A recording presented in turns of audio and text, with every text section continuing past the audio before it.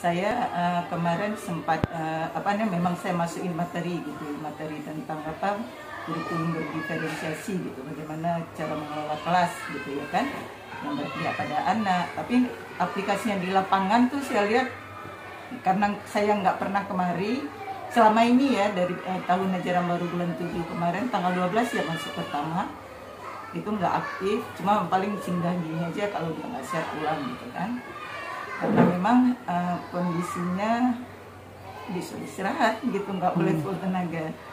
Karena anak kan usia dini nggak mungkin nggak disentuh gitu ya kan. Tentu dia butuh pelukan, butuh sentuhan tangan kita. Kadang-kadang lagi duduk gini juga dia langsung nyerosot masuk gitu, peluk gitu kan. Kan nggak mungkin kita bilang jangan, dia nggak paham ya kan. Malah jadi tanda tanya nanti. Ya maksudnya kalau dari segi saya sendiri juga nggak maksimal ya, nggak ngajar, karena kalau saya lihat pencapaian dari materi pertama itu bagus, tapi saya kelolanya di PKG aja. Kenapa saya bisa hadir di PKG? Karena bisa ngambil seminggu itu 2 kali aja.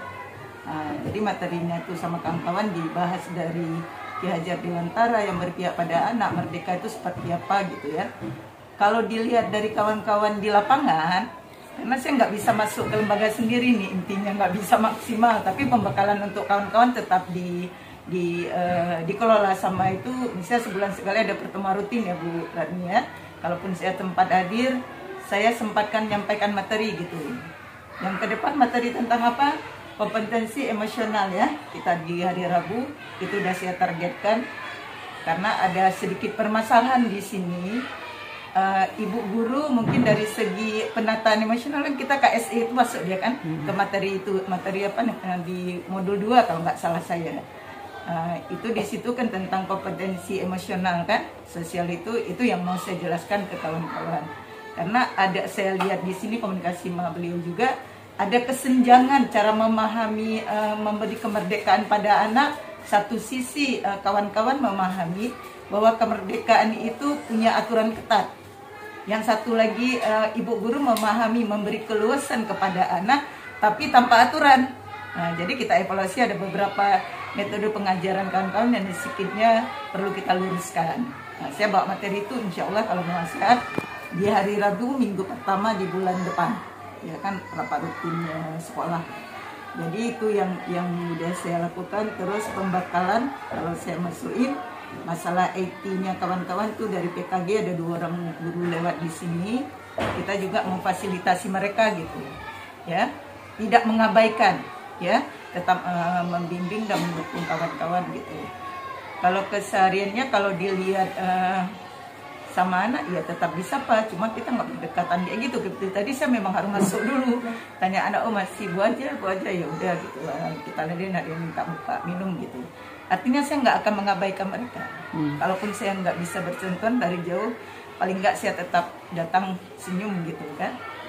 Tapi karena nggak bisa maksimal di sekolah, saya maksimal di PKG aja.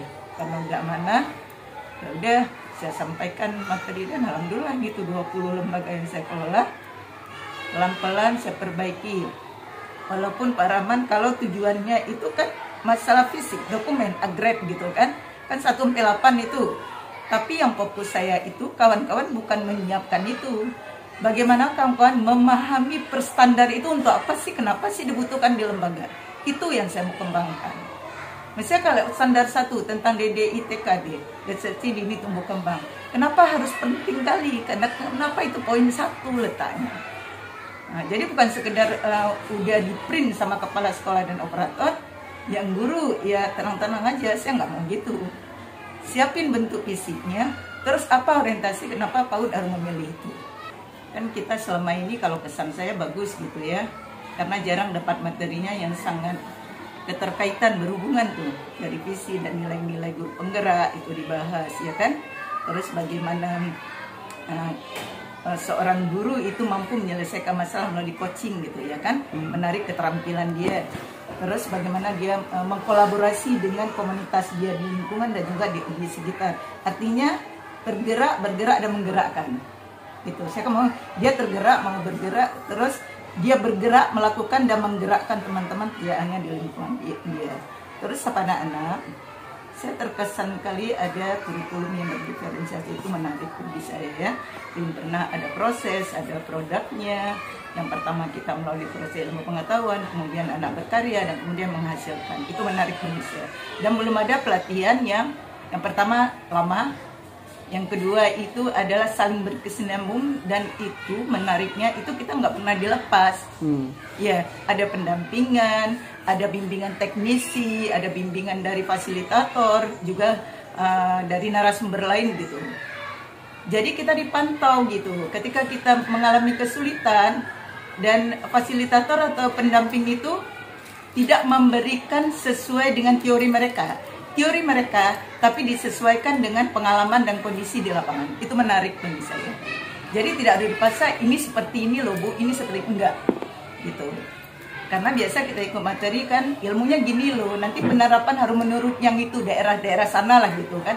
Tapi kalau di sini enggak, itu diselesaikan menurut kemampuan teman-teman dan juga menurut budaya yang ada di lembaga itu ya. Cuma yang saya maksudnya pesankan itu waktu kawan-kawan, mungkin karena ini ya kemampuan kawan-kawan IT yang sedikitnya agak lambat, apalagi yang seumur saya sama Bu Rani, hampir 50 tahun kami ya usianya. Jadi kadang-kadang memahami IT itu memang agak lambat, ya wajar karena usianya udah segitu ya kan. Jadi maksudnya ketika diamanahkan dari modul itu, saya lihat itu waktunya agak sedikit cepat gitu, nggak bisa dilakukan perubahan. Kalau misalnya saya di sini, alhamdulillah lah gitu, karena terlibat aktif di lembaga juga di luar, jadi agak lebih mudah mengontrol teman-teman. Kalau teman lain, contohnya SMA, kalau kita dibilang ngeluh dia dengan guru wajian senior dan gini, belum lagi gini, itu di modul 1 mau masuk 2, Mary semuanya tuh udah ngeluh pertama udah mau keluar. Karena wajar saya bilang, karena perubahan tuh instan banget itu diminta. Jadi memang iya, nggak mungkin lah pelatihan nunggu sampai proses selesai. Kawan-kawan juga harus belajar bagaimana mendesain, membuat budaya itu pelan-pelan tapi dalam lingkup kecil. Contohnya kelas dia dulu dukungan. Terus kalau kami di sini adalah guru pendamping. Makanya kalau Mary itu dan juga teman lain sering tanya tuh, Bu aja kalau coba kolaborasi dengan beberapa teman yang mapelnya beda, saya bilang. Mungkin sedikitnya bisa satu aja bagi saya udah maksimal banget gitu. Maksudnya dengan mapel agama yang kemarin kan ngangkatnya punya Mary, punya pustaka yang Nimbacana kan. Mary itu tanya tuh Japri, Bu aja gimana nih? Mary, coba kalau budaya baca tuh hubungannya kan dengan bahasa Indonesia. Coba ikat kolaborasi dengan guru bahasa Indonesia, tapi jelasin dulu, mereka juga nggak akan paham. Guru piket itu harus memahami orientasi itu buat itu atau apa. Mungkin itu Pak Rahmat, kalau misalnya saya pesan, waktunya udah sih, cuma kemampuan kita kan agak berbeda gitu. Mungkin ada sedikit waktunya lebih gitu, nggak harus hari itu instan, kan biasa 2 minggu itu diminta dia kan. Jadi mungkin itu, tapi alhamdulillah gitu, menarik juga. Saya lihat jenjang pendidikan kami di CGP ini nggak ada beda. Jadi kayak saudara gitu, saling membantu ya.